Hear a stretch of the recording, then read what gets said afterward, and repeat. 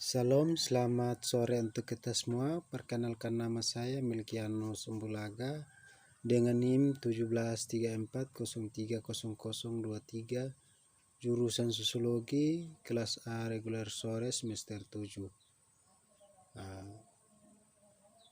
Fakultas Ilmu Sosial dan Ilmu Politik, Universitas Nusa Cendana Kupang. Di sini saya akan membahas terkait dengan isu beberapa pasien sesungguhnya bukan pasien COVID, tetapi oleh rezim kesehatan dimasukkan dalam kategori COVID. Menurut pendapat saya sebagai mahasiswa, mungkin rezim kesehatan belum mempunyai alat canggih untuk mencari tahu mana pasien yang benar-benar kena virus dan mana yang tidak kena virus. Mungkin beberapa pasien COVID mereka hanya menafsirkan saja. Jadi virus corona telah meluas di seluruh penjuru dunia dan mengguncang masyarakat dari atas hingga bawah. Di atas segalanya, pandemi COVID-19 ini telah mengungkapkan semua kebobrokan sistem kapitalisme yang ada, membuatnya terpampang dengan jelas di hadapan seluruh rakyat pekerja. Kontradiksi antara profit versus nyawa manusia terpapar jelas dan membuat geram rakyat pekerja. 2 bulan setelah virus ini mulai menyebar, pemerintah Indonesia masih membatasi informasi jumlah data orang yang terinfeksi dengan dalih mencegah kepanikan. Namun yang sesungguhnya dikhawatirkan oleh pemerintah adalah tergantungnya arus investasi kapital ke dalam Indonesia, sehingga rezim mencoba melakukan segalanya untuk mengabaikan seriusnya situasi yang ada untuk menciptakan ketegangan di antara investor. Bahkan sebelumnya pemerintah mencoba mengalahkan industri pariwisata yang jelas-jelas berarti mengakomodasi penyebaran virus corona.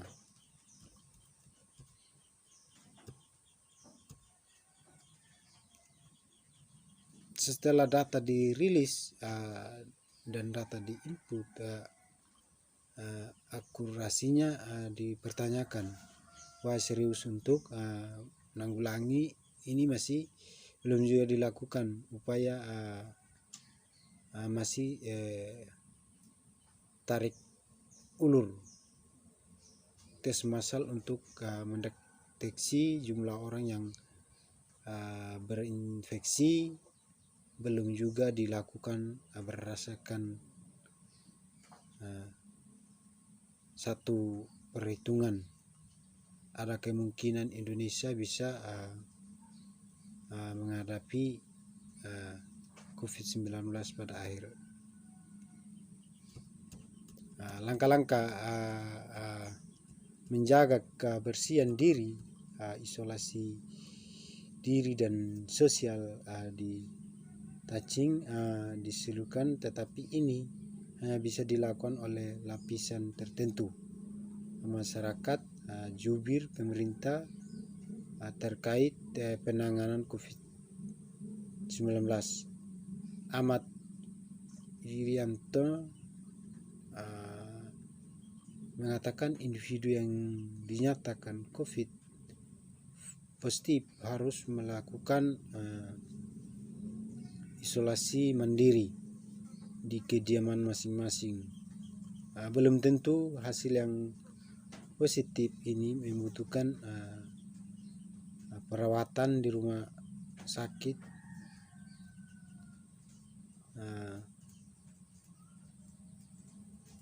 Prinsipnya adalah isolasi, kata Yuryanto. Kata-kata ini lebih mudah dikatakan daripada dilakukan para pejabat kita yang terhormat ini, entah pura-pura tidak tahu atau memang sungguhnya memahami kondisi kehidupan rakyat kecil.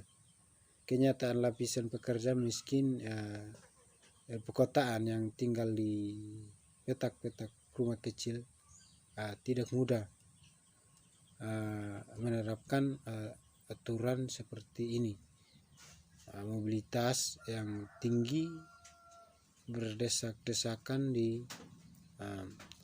transportasi publik, di pabrik-pabrik maupun di rumah-rumah akan membuat virus dengan cepat menyebar. Bila virus sudah menyentuh wilayah padat penduduk dan wilayah industri, ini akan menyebar dengan cepat dan sulit diatasi.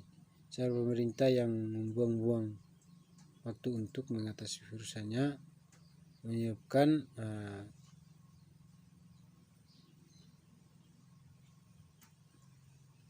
jadi alih-alih membangun sistem kesehatan yang bisa diakses semua orang dan mengatasi masalah ini dengan cepat, kata-kata dari pemerintah hanya menunjukkan bahwa mereka tidak memiliki kepentingan terhadap kesehatan rakyat pekerja, orang-orang kaya, dan dapat dengan mudah melakukan isolasi. Mereka dapat mengakses rumah sakit swasta tanpa antrean, sementara lapisan luas rakyat pekerja dan tertindas akan membusuk sebelum mereka tahu mendapati dirinya terkena virus.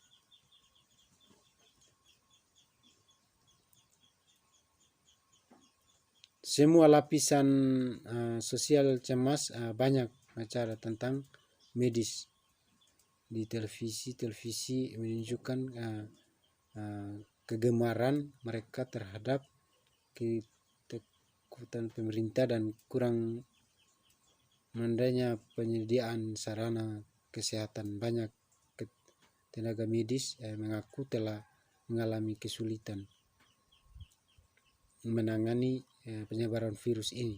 Selain cepatnya penyebaran virus karena kebijakan pemerintah yang banyak tenaga medis yang masih kekurangan. Jadi isu tragedi dan kami sangat coba membahas ini. Jadi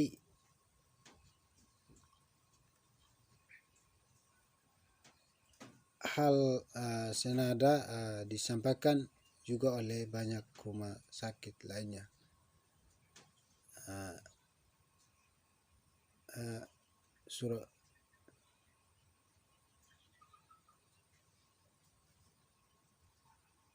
Jadi memang kesimpulan dari saya, virus ini membahayakan bagi masyarakat luas. Tapi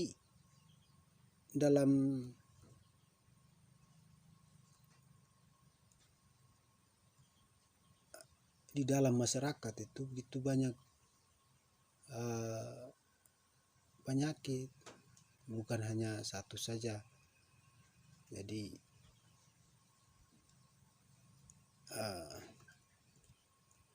rezim kesehatan itu harus benar-benar melihat dan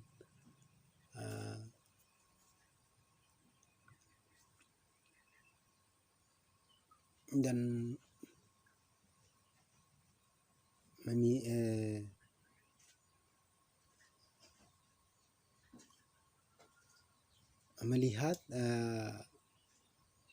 pasien yang benar-benar kena virus atau tidak.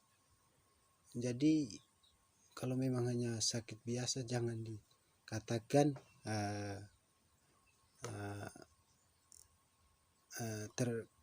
terpapar virus.